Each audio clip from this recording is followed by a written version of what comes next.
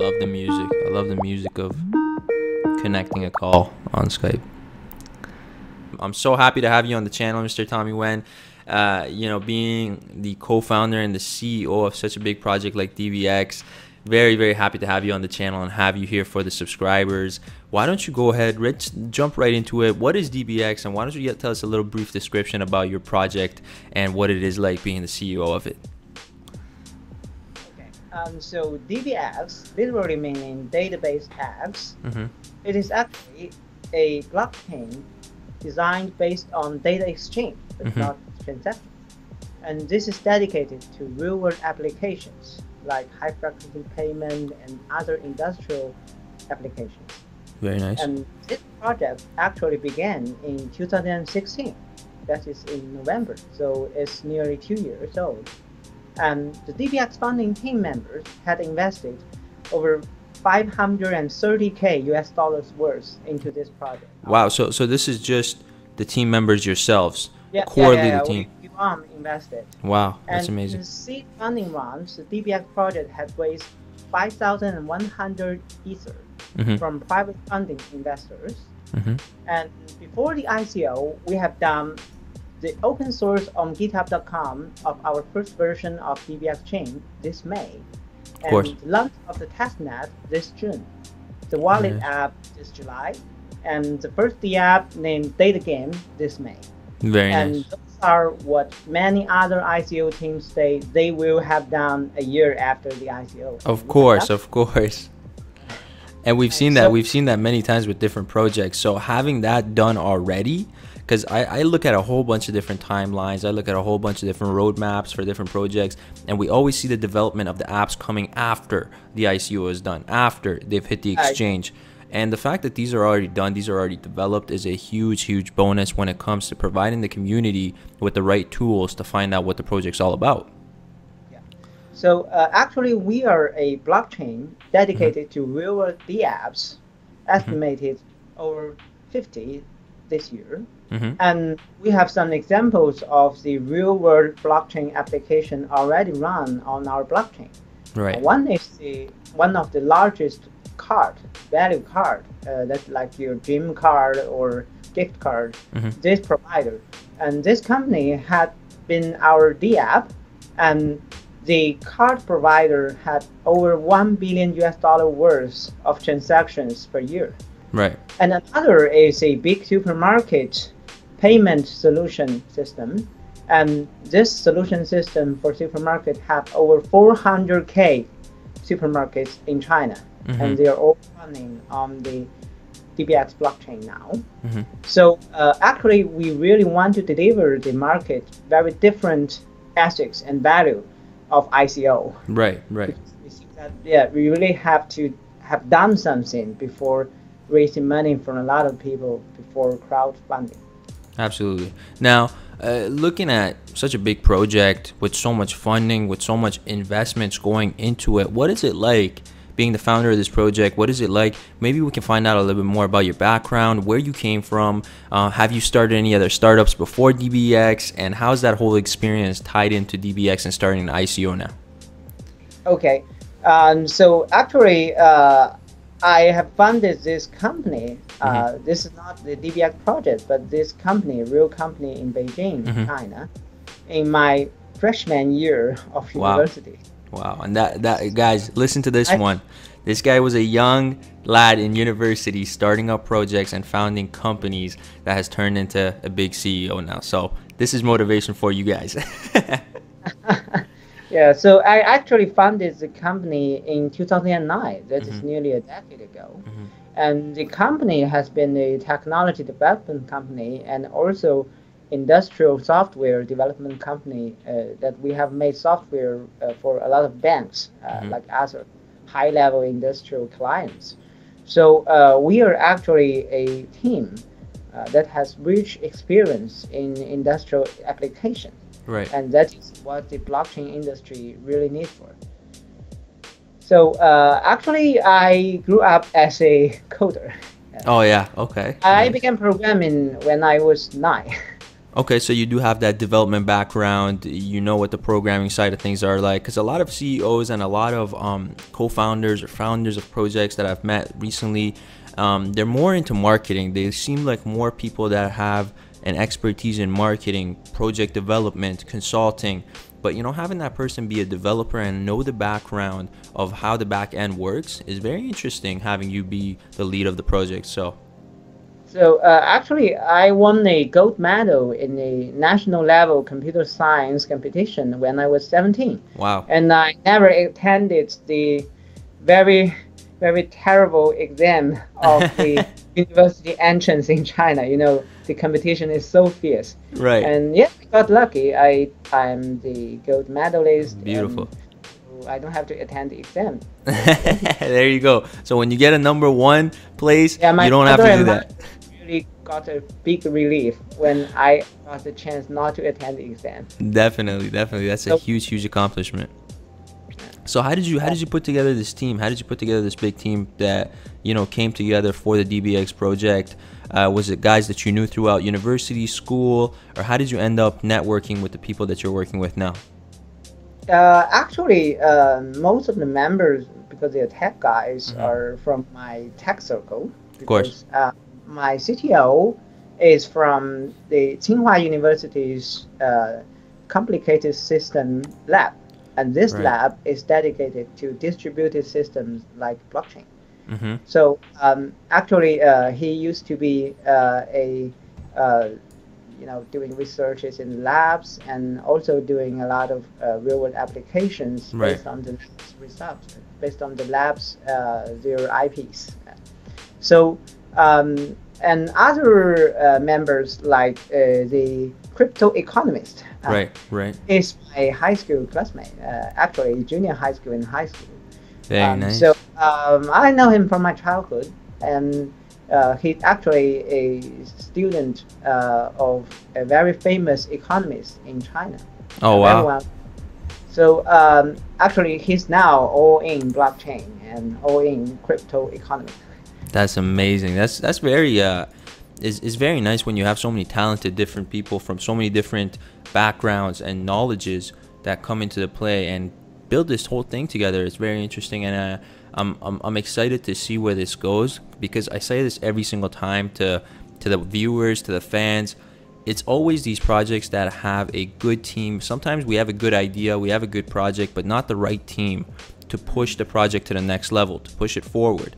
But when you have a big team, when you have a good, well-knowledge team to push the good project forward, that's one thing that's very important that I see with ICOs that actually do end up doing well in the crypto industry. As we know, crypto is crazy. There's so many different projects coming out. There's so much going on in the crypto world that you really have to be specifically paying attention to every single component to make sure you do make it far. Now, you guys got this big team. You guys got all this different experience in it. Can you explain the different products that you guys will be launching, the different services, whatever you guys will be providing to the crypto community using this blockchain technology? Okay. So first of all, I'd like to describe something about our consensus mechanism. Yeah, because it's called DDPOS. Right. And a lot of people ask if it is a misspelling, maybe accidentally another D. It's like DDPOS. No spelling mistakes. No spelling mistakes here. Yeah, no mistakes. So actually means database dedicated proof of stake. We actually have been very familiar with DPoS because the US project, there are a lot of hype. So actually, we admit that DPoS is a very good consensus mechanism for efficiency. Because in order to carry blockchain into the real world from the utopia, we really have to have the efficiency there. Of course. So DPoS, we deem it a relatively good solution, but not good enough. Of course. Because we all know the shortage of the DPoS consensus mechanism. That is very easy ballot rigging.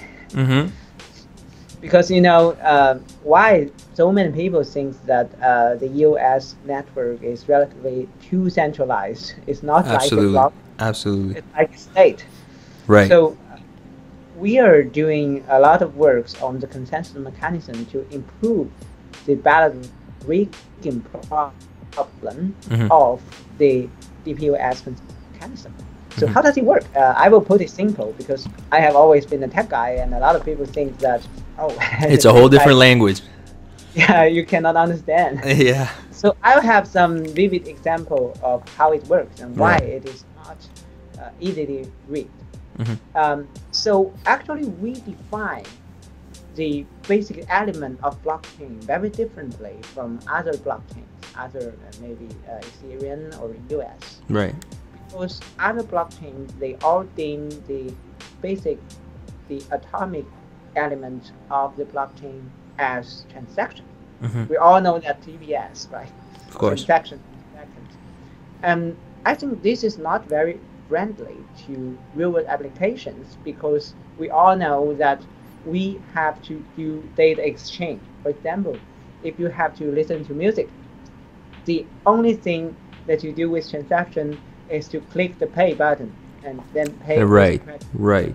Yeah, maybe under Apple, you don't have to click that button at Exactly. Very straightforward, very easy. Right. Yeah. So actually, we design a blockchain based on data exchange. So we deem all things as data exchange. For example, transaction, we mean that this is a bilateral data exchange. So very interesting. Yeah. So this kind of definition, under that, we define each thing as data exchange. So you have a data seller, you have a data buyer, and you have somebody that could do the job. The middleman. Because you have to have a middleman to justify the qualification. Right. So we actually have a smart contract mechanism. Like if you want to sell a bit of data or a piece of data and have to invite at least one node, that is what we name it Trinity node, right, to verify the data. You know, the buyer and seller, they have to reach a consensus so that they can invite one or more Trinity nodes together. Right. They agreed on that to justify, to verify the data they have to exchange. So during this process, we have passive voting mechanism because we know that in DPoS, it is an active polling, active voting. If you want to vote for some nodes, each node has 30 votes. Yeah, we are all familiar with EOS if you're familiar with the DPoS mechanism. But we design a passive voting, how it works. It is like the judge, the Trinity node, will automatically cast a vote to the data seller if it seems that the data is good. So this creates a positive dilemma for the Trinity node that verifies the data. If you want to tell the truth, you have to tell the right result of the data qualification, right? If, for example, for picture detection, if the data buyer requires this picture to be a photo of a car, like data collector, right? You have to tell the truth that whether the picture is or is not a car. But if you want to read the whole voting system, you want to do ballot rigging, you must make a Trinity node to tell lies, right? The Trinity node must say that no, this isn't a car. Well, although this is not a car, he had to tell lies. But in this way, it disqualifies the Trinity node. Other smart contracts on DBX chain will no longer want to invite this Trinity node because it always tells lies. Right. I hope to put it simple. That's very, very interesting, and I think that puts it into perspective for the guys that really don't understand the back end of things, and it kind of really dumbs it down kind of. But the thing is, with the competition out there, this is one thing that a lot of investors wonder, a lot of people in the community wonder. There's so many different projects coming out. There's so many different things going on in the Ether blockchain. There's so many things going on in the Neo blockchain. What kind of differs you guys from the competition, and what puts you forward past the other guys that are out there trying to do the same thing? Yeah, actually, besides the consensus mechanism and smart contract I described that is based on data, and another important aspect we are going to make and very competitive is the real-world high frequency of the total blockchain. Because we all know that EOS and a lot of blockchain, they claim to be very high efficient. They have like millions of transactions per second, even though it is under certain circumstances, like parallel sidechain or other conditions. But we are focused on the industrial system that can really accept high load and high traffic, like high traffic payment. Because we all know that China has the world's largest mobile payment system. It's crazy. Of course. Festival, people send red packs, and it could nearly destroy the WeChat network. It has nearly. And that has become huge out there, especially WeChat, Telegram. Some of those apps have become so big out there. High load and very high traffic in industrial payment system or voting system. Absolutely. Really a lot of traffic. And I've heard recently that WeChat has that payment system going on too. Now people can set up stores and suppliers and buyers. They're actually purchasing stuff through WeChat. It's centralized. Very crazy. It is crazy. It's insane what's going on in technology. So actually, we want to combine the relatively centralized or total centralized system that can really hold the traffic and decentralization that really makes it fair. Right. So that is what we are going to do. So how does it work? I'll still put it simple. Yes, please do so. So it's worked like this. It has two sides of the chain. One side we may call is the traffic chain to accept the traffic, accept the load. And another is the chain that can really log the data and make the transaction and make the data logging fair. So how it works? It actually uses different kind of algorithm of hash. For example, in the traffic side, we may use MD5. Although a lot of people may say that, no, this is not secure. But relatively speaking, it is still really hard to find a collide in MD5. Yeah. You know, that is like the moon hitting the earth, like this kind of probability. Absolutely. So MD5 is very fast. We all know that. We all coder know that it's extremely lightning fast. But on the chain side, really logging on to the blockchain and make it distributed, decentralized, we will use, for example, SHA-256. That is the military level encryption, military level hash. This kind of algorithm works really slow, maybe 10 times slower at least. And plus that we have a huge traffic, huge data exchange. This kind of time difference is very obvious. Right. But we will make use of this kind of time difference to make the traffic chain side that can really hold the traffic. They can add some relatively centralized element like CDN, like a lot of elements that tag terms I have to. There's too many terms that you have to remember. On the traffic chain side, you can maybe understand this as a traffic holder. Right. They have high efficiency algorithm that can really hold the traffic. Right. And on another chain side, they have very secure hash that can make the transaction fair and make the data credible. This is how it works because it has a time difference. This kind of maybe this gig, they relatively fast, but they're relatively less safety. Right. But this side, the gig is relatively slower, but much more safe. Very interesting. So it has its pros and cons basically on both ends. Yeah. This kind of mechanism is actually with very low possibility of hacking, because you really have to take the chance, like how the let me think, what is the possibility of this? Very Maybe low. It's like you accidentally got $1 billion. It's not happening, guys. The possibility of that. Or your wallet of BTC. Yeah, the chances of that are very low. So the chances of hacking is the chances of you getting $1 billion in BTC in your wallet. So no hacking will be happening. Now, what about, so we talked about the technology, we talked about the project, we talked about the people. What about the community?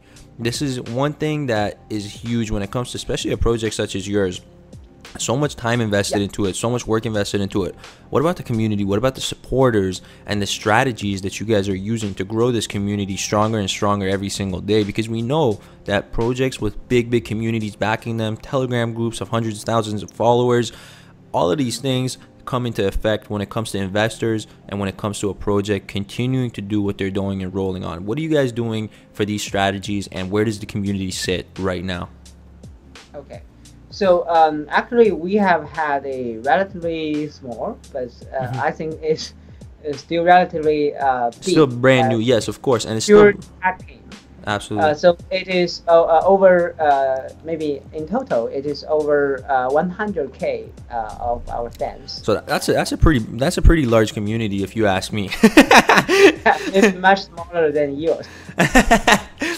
So Tommy's being a little modest here. He says we have a small community. It's only over 100K. Well, how do we do that? Actually, we didn't have so much of the organic hacking or community hacking strategy. Yeah, we don't have that. No. But actually, we our projects really have very different ethics. Right. That is really perhaps the advantage we have, because as I described at the beginning part, we are an ICO project that has done a lot of things maybe many other teams will have done in a year after the ICO. Of course. So actually the ethics and value is what the community strongly believe in. And that's the thing. Yeah, of course. Of course, and communities now in crypto and cryptocurrency, they do believe in a team that is transparent and that is out there to help the community whenever they need it. A lot of teams are coming out and they're not even showing their face.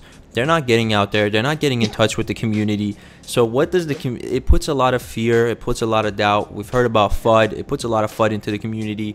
And these guys are erasing that. You know, Tommy's taking the time to get on Skype with me and come out to the community and speak to the people in the community, which has a huge important factor in running an ICO and running a project as big as this. So good on you guys for that, and really appreciate you getting on the channel for that. So actually, there is another fact. Yes. Maybe many other teams use that. They dare not to show the appearance. Yes, of yes, the exactly. Actually, we have put all the real team members, core team and tag team. Most of them are already on our website. Absolutely, yeah. And I had the website pulled up back here as well, and the But team. we dare to do that. Everyone's there. Everyone's there. The advisors are there.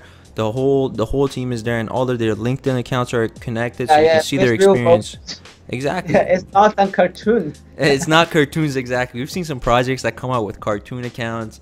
Maybe in the future live streams we can meet some of our core members. Absolutely, and that's the thing that I do want to do with you guys. DBX being one of the big projects in the community right now. I would love to have you guys back on the channel to do more interviews with other team members, maybe some live streams in the future with other team members, because it's just having this community support is becoming one of the most important things in crypto as I see it right now. Because even with some coins, even if they do have a big backing, once they go out into the exchange, they need that volume. They need the people. They need the investors. They need the buyers. They need the sellers. All of that becomes a huge factor of the coin surviving and being there longer and longer and longer. So having that, you guys will be set.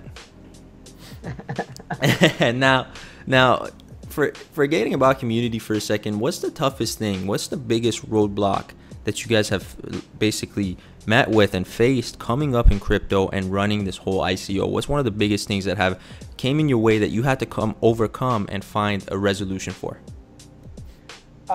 Actually, it's about our team building, actually. Because we are, generally speaking, geek and nerd and tech team. Right. And in this June, we met with Summer, because Summer is from OCN. And most people know the project, I believe, because it is a relatively famous project of OCN. They have been on like maybe dozens of exchanges. And actually, Summer come to our team and they meet us for the first time and feel very shocked. She said, wow, a team has done so many things, haven't done ICO. Right.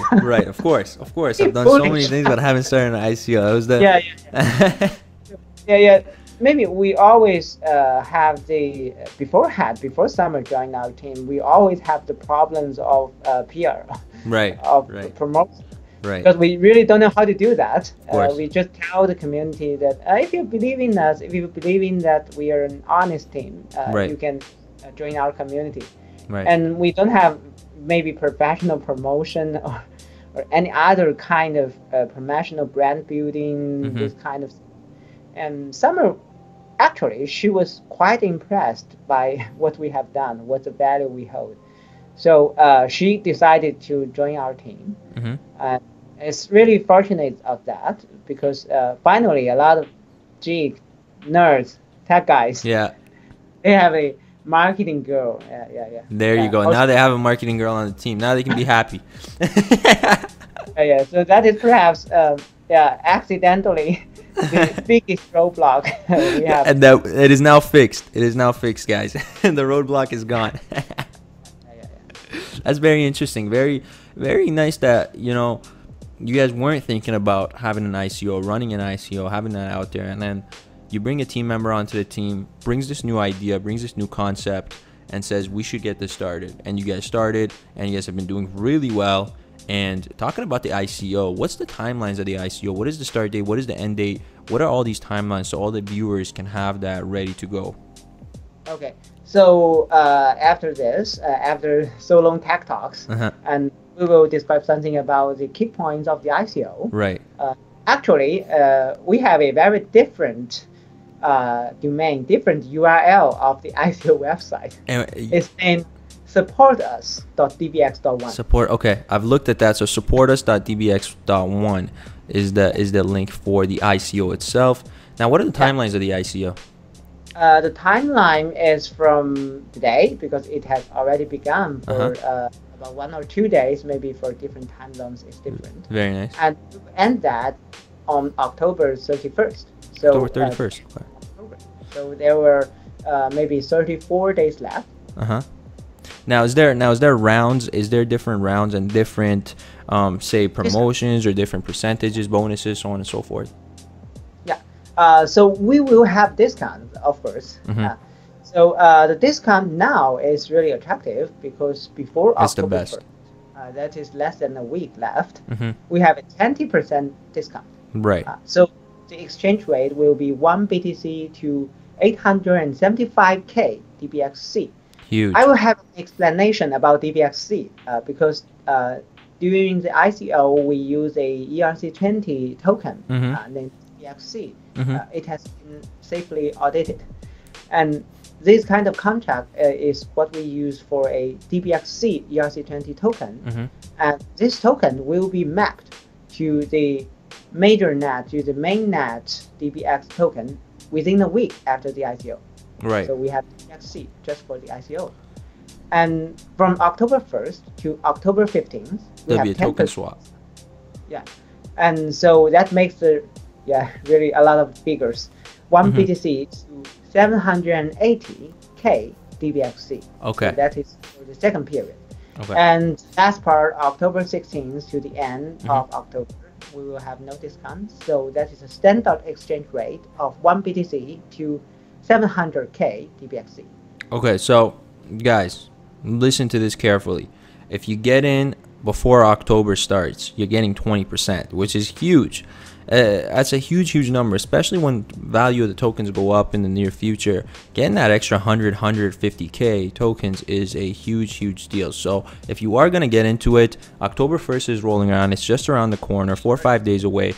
You want to do it before October 1st. People ask me all the time, when is the best time to get into an ICO? Of course, it's before the ICO starts. It's at the pre-ICO is the best time to get in. If you miss that, then you want to get in at the earlier stages of the ICO. The later you get in, the more you're paying. Easy as that, easy concept. So get into that before October 1st. Huge things. Now, what happens to the unsold tokens? What is the total supply?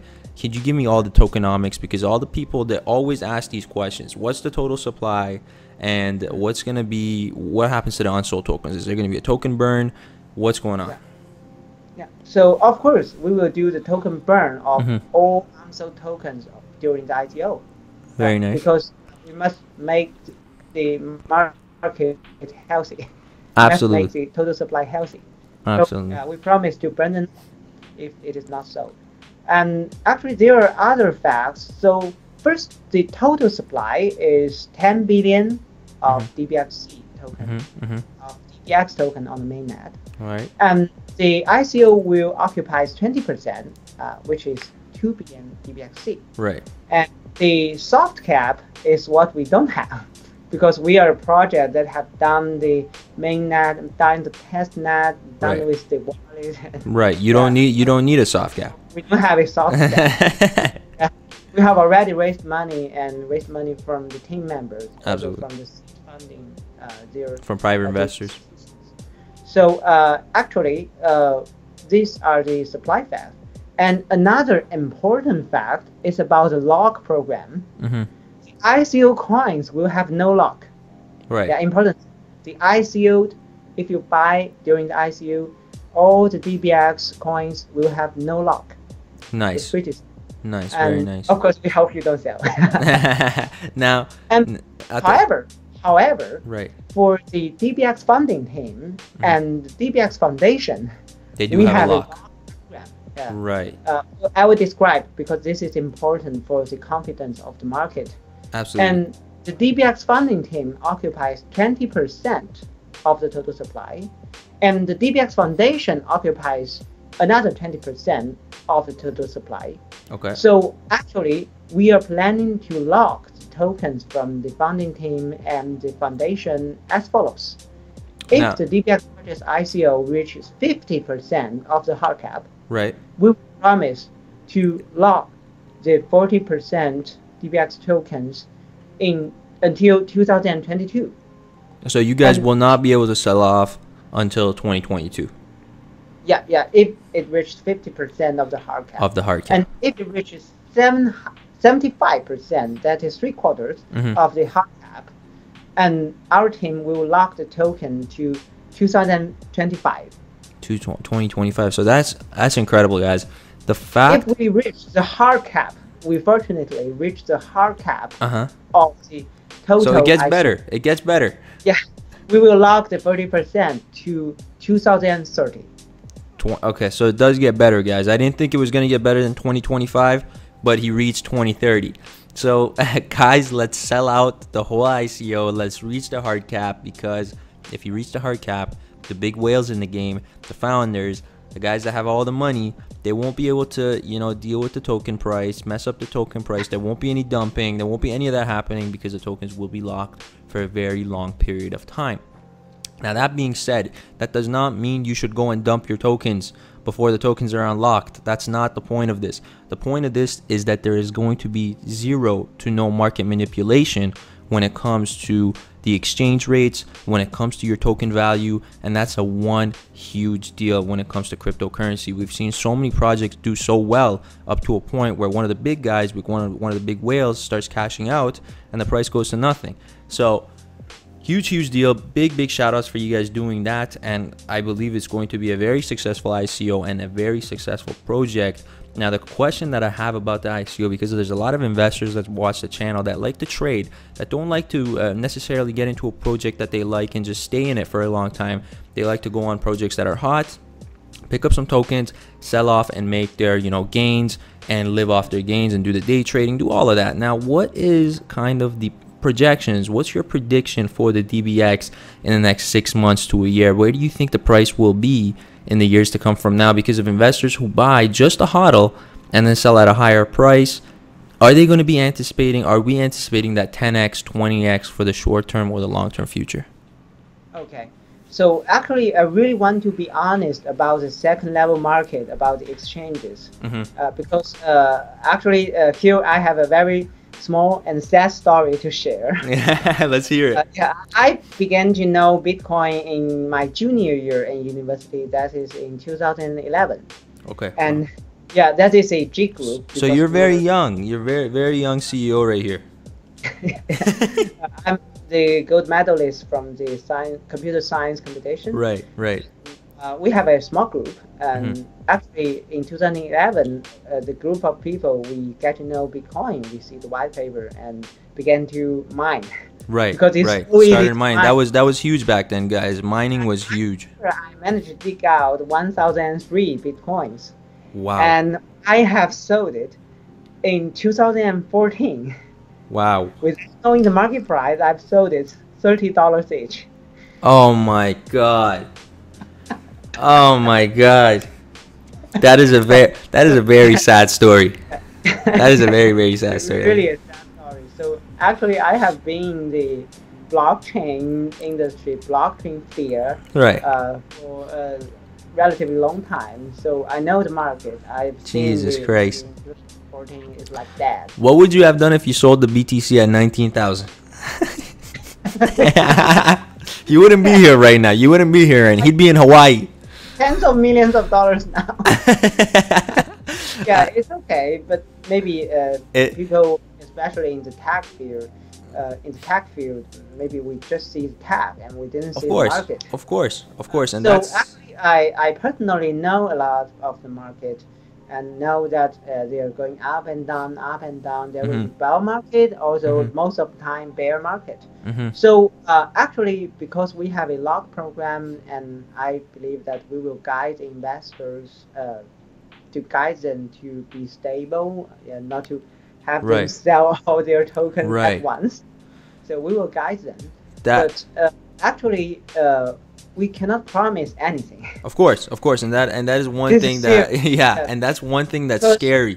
Investing in crypto, investing in a project, although that we are relatively much more confident than other projects that have done nothing, but there are no promises in this game. That we hope is that most probably, our value will not drop down sharply like it fall down. Yes, exactly. Because a lot of teams, they sell their ARM token. It's horrible. Yes, that is true as well. But actually, for the long-term value, we strongly believe that the DBX can be a high value. Maybe the total market cap could be in the top 20 or top 10 within 1 or 2 years. That's incredible. Because we think that we want to bring blockchain into real life. We want to make blockchain that really affect your life. Absolutely. That your payment and other, maybe voting, something in reality can really use blockchain. That is what DBX public chain is for. Absolutely. So we strongly believe in the long-term value of our project. That's why we decide to long lock program of the team and information. Absolutely, and you know what? That's already a green flag and a green light to go forward with this, because not only did you say that we're not promising anything, and that it's always scary when people promise you things and promise you things that could be not possible to reach, promise you things that sound too good to be true, and not doing so is already a green light, guys. You know, Tomi doesn't have to go out there and say, hey, we're not promising you what the price is going to be in a year or two, but we are going to be going for the goal of being top 10 in market cap. So what does that already tell you? We are going for this goal by locking up our own tokens until 2030 if we reach 100% of our goal. All of those things line up to be a strong project and be a trustworthy project to look into for long-term gains and even short-term gains, depending on where the market is at, guys. You got to realize a lot of altcoins, a lot of tokens, they depend on the price of Bitcoin and Ethereum. And we've seen the market right now. We've seen where we are right now. So if you're looking for a token that's going to give you 10x, 20x, 30x in the next month or so, you're going to have to look again. It looks like a scam. Yeah, it looks like it, exactly. That's going to be a scam. So always go for the projects that have realistic goals and a realistic future, and you should be in the clear with that. So very interested to see the future of these guys.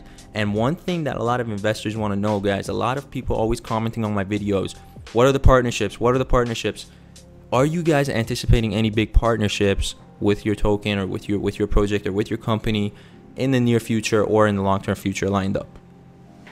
Actually, we have partnership with a lot of technical team. example, the MOAC team Right. in Silicon Valley. Yeah, MOAC is actually very. I think it's a good brand because Right. I met with the CEO, Mr. Chen, and just a week earlier, and I think that MOAC is really a very solid tech team that makes solid tech project in blockchain. Very nice. And so actually, they are our seed investor. Huge. That's huge, huge, huge. And where are they based out of? Are they based out of the United States or China? They are based in Silicon Valley. Silicon Valley, right. Very nice, very nice. Now, you guys are based out of China. Do you have offices anywhere else, or is the main office out there in Beijing? Actually, we have built a very small office and still building it in Silicon Valley. Very nice. Because we began to set up that in August. I spent half a month in Silicon Valley in August, and I'm also going there at the end of October. Very so maybe nice. From Silicon Valley, Very San nice. Francisco, I meet there. Very nice. I was actually just in San Francisco about a week and a half ago. I was invited to a Litecoin Summit, and it was crazy. It was so nice. It is so nice being out, and because we're actually based in Canada, and being out in Silicon Valley, being out in San Francisco, going to launch parties in Beverly Hills, it is such a nice place to be, just because there's so many big guys in the industry that you network with, and so many new people that you meet that you might do even potential business with in the near future. So definitely a big bonus going out there and building the project out there, because there's just so many potential partnerships and so many potential partners to have in the future. Very nice. Now, altogether, I feel like we've talked for what, 45 minutes now. Yeah. Going over the ins, the outs. Yeah, you should get a drink of water. We went over the ins and outs of the ICO, guys. We went over the project itself, the plan. Now, what's the planned roadmap, if you don't mind going over that quickly, of what you guys are trying to do in the next month, finishing up the ICO, and what's coming in the next couple of months in the near future?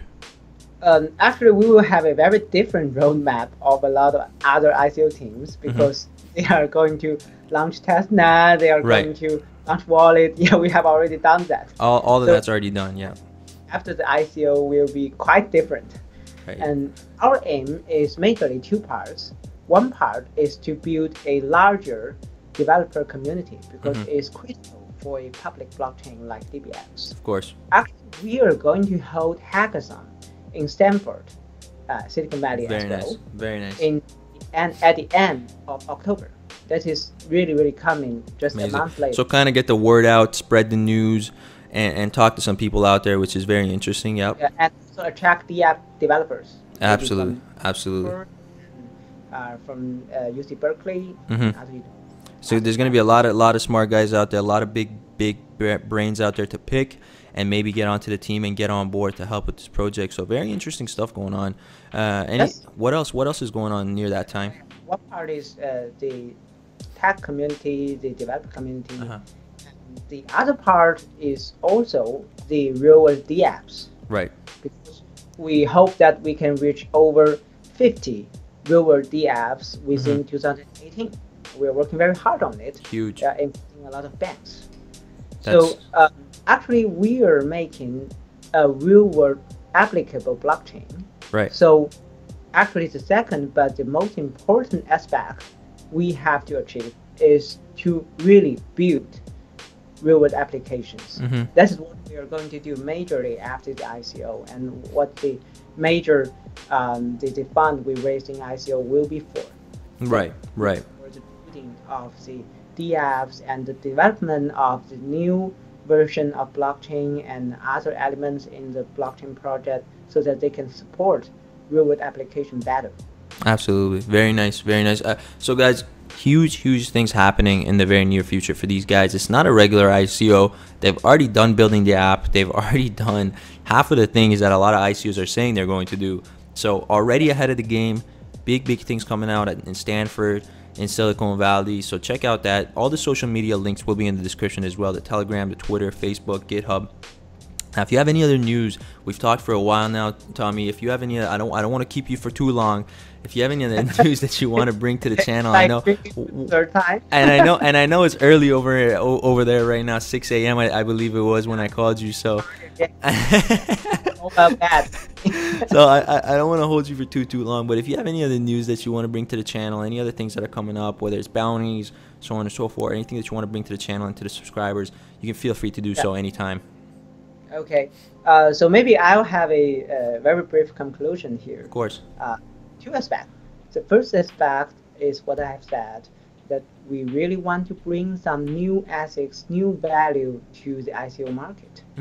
Because we are a project that the team member had invested a lot into the project and have raised seed funding, and also have done the testnet, have launched the wallet, have done the first app and open source on GitHub, etc. So we have done a lot of things before the ICO, and we strongly believe that as the market is growing, it's like the internet before 2000, right? So absolutely. As the industry is growing, people will be more, they will feel more comfortable about the project that have done something before they invest. Absolutely. So we want to bring this new value into the ICO market. And the second aspect is very important, that we hope that the whole world of blockchain could turn from utopia into real world applications, so that the blockchain, like the mobile internet and the internet, can really change people's life. That is what we DBX people, what we DBX project are for.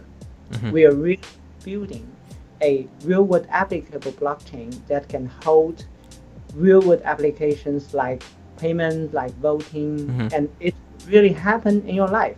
Absolutely. We will have videos of our applications, like paying in supermarket, like the credits in supermarket, in cards, this kind of video published within the month. Right. So actually, the final words of the DBX team also will be, let's build a real world applicable blockchain. Let's build a blockchain for your life together. Exactly, and that's things to remember, guys, especially coming from a guy like Tomi. Very transparent, very down to earth guy. And I'm so happy that you joined us on the channel today, for the viewers, for all the people in the crypto community, and giving us your time. It is highly appreciated. Guys, if you do have questions, the Telegram group is right there. The admins are out there. The people are out there to help. If you want to find out more information, the website and the white paper will both be linked in the description below. So make sure you hit those links. And thank you again, Tomi, for getting on the channel. And we really appreciate your time. Hopefully we'll bring you. Go ahead. Go right ahead. The time is all yours.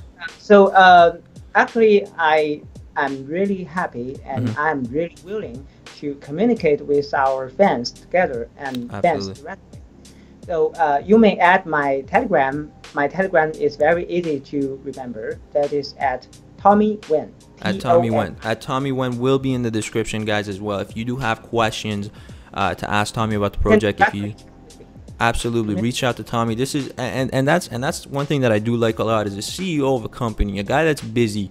This guy does not have time to sit around. He every moment of the day he's got to be doing something. And he's out there saying you can contact him directly if you have questions about investing, if you have questions about partnerships, so on and so forth. Get in touch directly with the CEO of the company, and it's huge. It's huge. I'm very proud to be, speaking with a guy like this on the channel and bringing this to the channel for you guys. So happy for you to be out here again. Hopefully we have you on the channel again very soon, and maybe get some other team members as well to get their angle on the story and angle on the project. That would be very much appreciated as well. 1 hour talk with my man here, Tomi, and we're out today. So hopefully you guys enjoy the stuff. If you do like the video, smash that like button. Again, thanks, Tomi, and hopefully we talk to you soon. Yeah, very cheers. Helpful. Have a great day. Bye. Awesome, guys. That was crazy. That was amazing. I'm so happy that we had Tomi on the channel. One of the biggest projects in the game right now. And shout out to Tomi Wen for getting on the channel. Founder, CEO, huge team. We found out a lot of information about the team. We found out a lot of things about the advisory board. We found out a lot about the development team, the tech team, the core team. It's just crazy. Everything is out there for you guys to know. And like Tomi said, if you have questions, if you want to know more about the project, just message him at Tomi Wen. Telegram will be in the description below for you guys to get in touch. Again, if you do enjoy this content, if you like these if you do enjoy this content, if you do like this stuff, make sure you hit that subscribe button if you're not subscribed to the channel, and smash that like button. Drop a comment down below what you think about DBX and what you think about this call with Tomi Wen. And if you have any questions, make sure you hit those links in the description below.